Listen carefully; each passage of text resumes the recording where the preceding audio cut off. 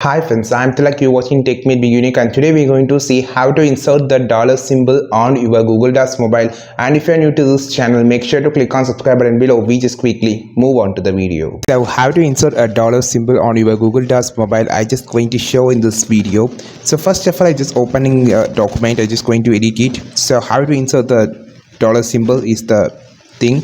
So to insert the dollar symbol, you just want to click on this number option here on the bottom and just change this option. You just want to click this, and here you can see this is the dollar symbol. You can insert it because there is no symbol option on the Google Docs mobile. If you're clicking on this plus symbol, you can't see any symbol insert option. So you just need to use your keyboard option. Here you just want to click on this number option and just change, and you can just insert the dollar symbol like this.